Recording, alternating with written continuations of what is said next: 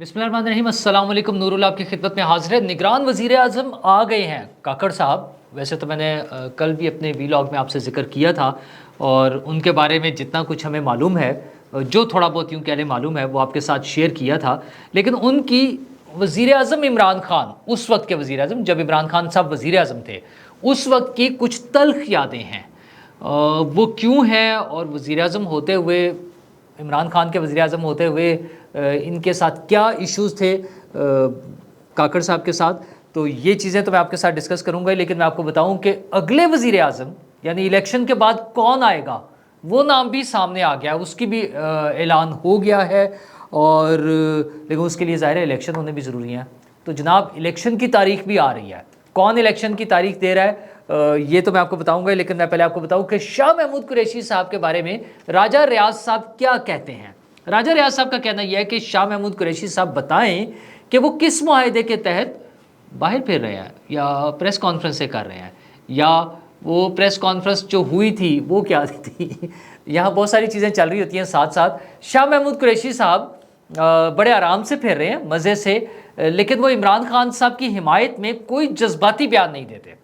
ना उनसे मिलने जाते हैं, ना उनके लिए कोई एहतजाज की कॉल आ रही है, ना अब वो रहे हैं रेड लाइन रहे हैं। हाँ, उनका एक बयान आया था कि वो हमेशा के लिए हमारे चेयरमैन होंगे, वही हमारे चेयरमैन होंगे। तो ये तो वो एक टिपिकल सा वो बयान है सियासी जो उन्होंने दे दिया। उन्हें पता है कि जब इमरान खान साहब डिसक्वालीफाइड हैं और अगर इमरान साहब जेल में हैं तो इमरान खान साहब पार्टी की क़यादत नहीं कर सकते, और पार्टी की क़यादत इमरान खान साहब की गैर मौजूदगी में शाह महमूद कुरैशी साहब के पास होगी।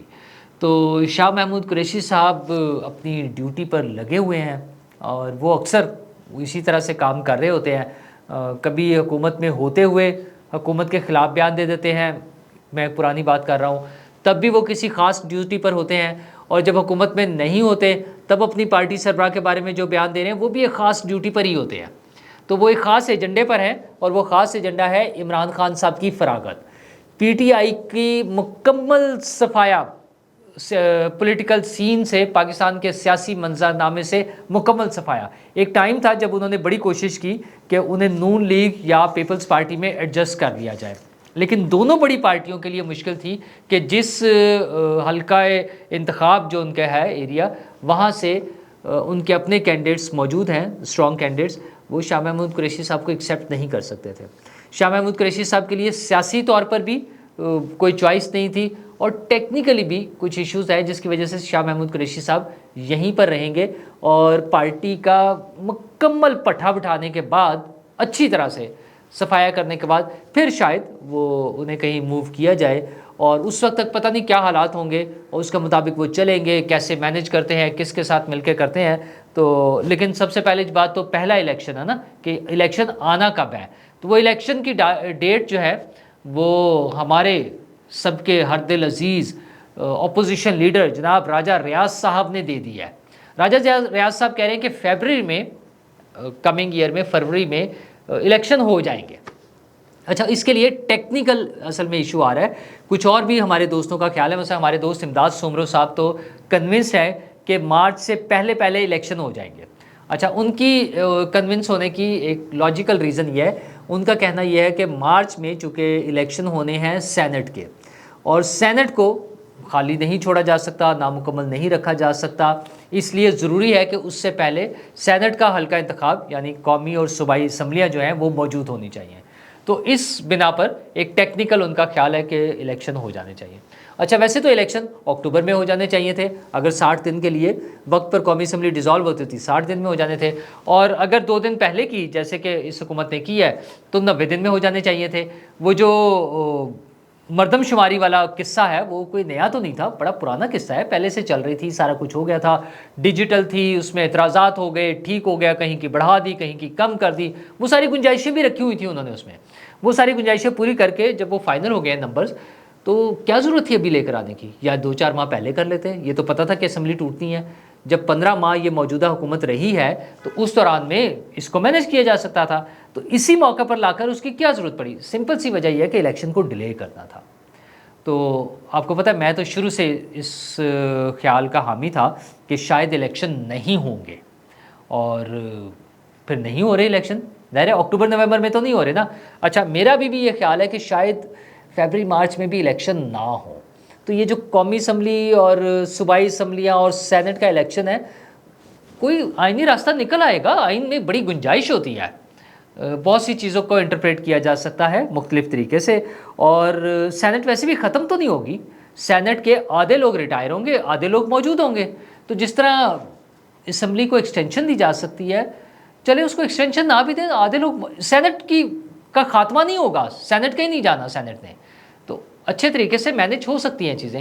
بہرحال اچھی بات تو یہ کہ الیکشن ہو جائے, نہ ہونے والی کوئی اچھی بات نہیں ہے. لیکن بہت سے لوگ جو بڑے سٹیک ہولڈرز ہیں شاید وہ ابھی ولنگ نہیں ہے. میں نے آپ سے بار بار یہ بات کی تھی, ہم بیٹھک میں بھی یہ ڈسکس کرتے رہے کہ اگر 3 لوگ چاہیں گے, نواز شریف صاحب, آصف زرداری صاحب اور مولانا فضل الرحمان صاحب, اگر یہ 3 لوگ چاہیں گے کہ الیکشن فوری ہونے ہیں تو پھر ہو جائیں گے, پھر کوئی اس میں نہیں ہو سکتا, پھر اگر مگر نہیں ہوگا. لیکن اگر یہ تینوں لوگ کمپرومائز کریں اس چیز پر, کمپرومائز کہہ لیں, مصلحت کہہ لیں, ضرورت کہہ لیں, واٹ ایور, تو پھر الیکشن نہیں ہوں گے. اور پھر اب الیکشن نہیں ہو رہے. اچھا سب نے ایکسیپٹ کر لیا, نون لیگ کا خیال ہے کہ ان کے ساتھ بہت اچھے ہیں, اور فضل الرحمان صاحب بھی مبارکباد دے رہے ہیں. پیپلز پارٹی کی طرف سے تھوڑا سا ملا جلا سا رد عمل آ رہا ہے ابھی تک. خورشید شاہ صاحب کا کہنا ہے کہ ہمیں تو پتہ ہی نہیں تھا ان کا نام تو اس لسٹ میں شامل ہی نہیں تھا, یہ تو کسی کھاتے میں ہی نہیں تھے. تو اب ان کا امتحان ہوگا کہ فری اینڈ فیئر الیکشن کرایا جائے. Free and fair election prime minister نے کیا کرنا. خورشید شاہ صاحب بڑے ایکسپیرینسڈ پارلیمنٹیرین ہیں, حکومتی اسرار و رموز کو سمجھتے ہیں. انہیں معلوم ہونا چاہیے کہ الیکشن جو ہے وہ نگران وزیر اعظم نے نہیں کرانا. وہ تو صرف یہ بتا رہے ہیں کہ بھائی جان ہمارے ساتھ کوئی رابطہ نہیں تھا, ہمیں نہیں پتہ. تو بات بھی ٹھیک ہے. ان کا نام تو دیا ہے راجہ ریاض صاحب نے, اپوزیشن سائڈ سے ہے. وہ پیپلز پارٹی تو حکومتی سائڈ پر تھی نا, یہ نام تو آیا اپوزیشن سائڈ سے. اور ہم پہلے بھی آپ سے بات کر چکے تھے کہ نام آئے گا راجہ ریاض صاحب کی طرف سے جو ایکسیپٹ ہو جائے گا. تو وہی بات ہو گئی ہے. تو اب اگر ہو گئی ہے تو اب نئے الیکشن کا انتظار کریں. ویسے تو نئے الیکشن کے بعد وزیر اعظم کون ہوگا یہ بھی اعلان ہو گیا ہے, اور وہ اعلان کیا ہے ابھی تک کے وزیر اعظم, یعنی جو کل تک تو وزیر اعظم ہی تھے, بلکہ ابھی بھی ہیں جب تک نئے کا اوتھ نہیں ہو جاتا. ہاں پروٹوکول اور سیکیورٹی نئے والے کو مل گئی ہے, نئے وزیر اعظم کو سیکیورٹی ملنی شروع ہو گئی ہے, پروٹوکول مل گیا ہے. اور جو پرانے وزیر اعظم ہیں شہباز شریف صاحب, انہوں نے اعلان کیا کہ اگلے وزیر اعظم الیکشن کے بعد ہوں گے نواز شریف صاحب. یعنی وہ جو نعرہ لگاتے ہیں نا کہ شیر ایک واری فیر, تو وہ ایک واری فیر نواز شریف صاحب پاکستان کے وزیر اعظم ہوں گے. لیکن ظاہر ہے وہ کنڈیشنل ہے کہ اگر نون لیگ الیکشن جیت جاتی ہے, انہیں اتنی سیٹس مل جاتی ہیں, تو پھر ٹھیک ہے. ابھی بہت سے لوگوں کو چل رہا ہے مسئلے مسائل چل رہے ہیں. اگر فواد چودھری صاحب ٹویٹ کر رہے ہیں خوشی کا اور مبارکباد دے رہے ہیں ایک طرف نئے وزیر اعظم کو, کاکڑ صاحب کو, تو اوریہ مقبول جان صاحب بھی ایک ٹویٹ پہ ایک نئی کہانی لے کر چل رہے ہیں. وہ کہہ رہے ہیں کہ کاکڑ فارمولہ یاد ہوگا, یعنی صدر اور وزیر اعظم دونوں گئے تھے, تو یہ والے کاکڑ صاحب جو ہیں, انوار کاکڑ صاحب, یہ موجودہ حکومت والی پارٹیاں جو ہیں نون لیگ, پیپلز پارٹی, اور ان سب کو, اور شاید ان کا خیال اس سے بھی اوپر والوں کا ہو کہ ان سب کی چھٹی کرا دیں گے.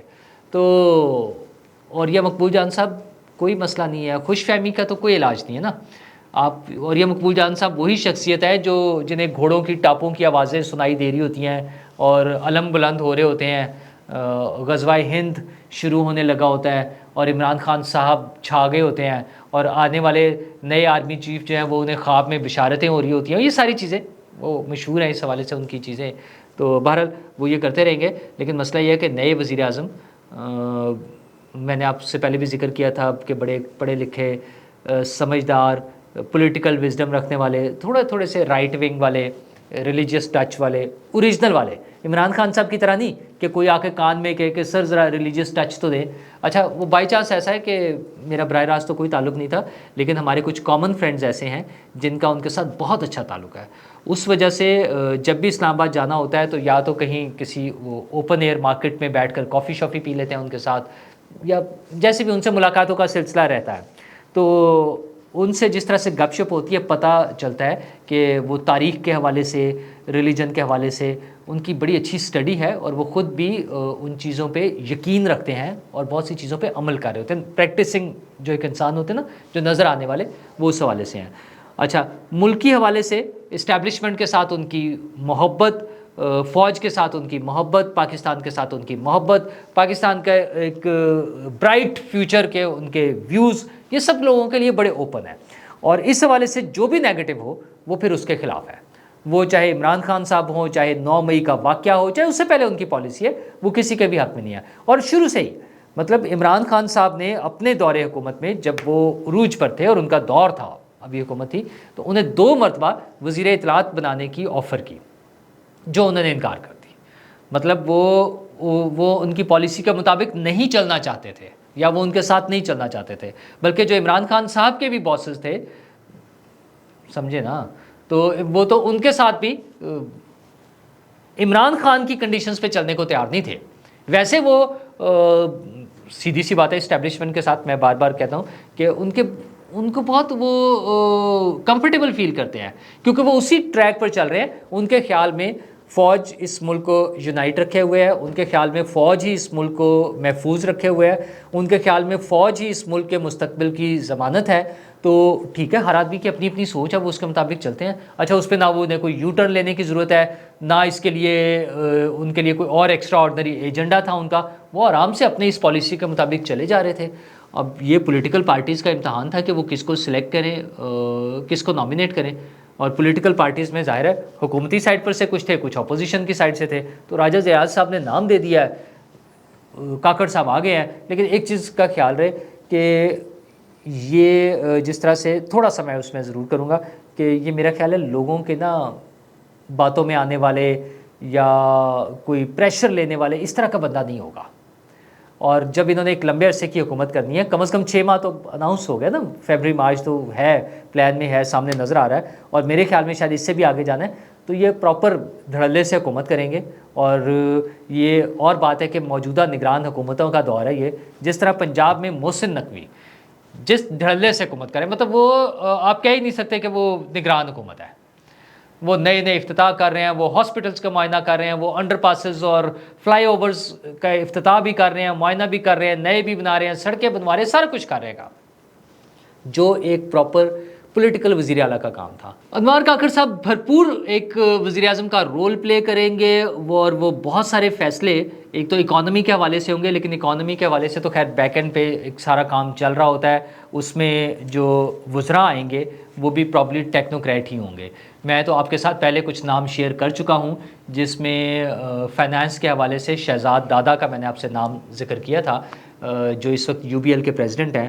ابھی ممکن ہے کوئی تبدیل بھی ہو جائے، میں نے آپ کے ساتھ 8 نام شیئر کیے تھے، اس میں سے زیادہ تر لوگ ٹیکنوکریٹ ہوں گے، ایکسپرٹس ہوں گے اپنے اپنے شعبے کے، وہ جو معاشی حوالے سے پالیسیاں بنا رہے ہوں گے، وزیر اعظم انوار کاکڑ صاحب ان کو لے کر چل رہے ہوں گے۔ اس کے ساتھ ساتھ پولیٹیکل فرنٹ پر مجھے یقین ہے کہ وہ بہت سارے ایسے فیصلے کریں گے جو شہباز شریف صاحب کو کرنے چاہیے تھے لیکن انہوں نے نہیں کیے۔ تو اس پہ امید یہی رکھنی چاہیے کہ وہ جو بھی فیصلے ہوں گے وہ میرے، آپ کے اور ہمارے ملک کے لیے، ہم سب کے لیے کوئی بہتری کی امید لے کر آئیں گے۔ شکریہ۔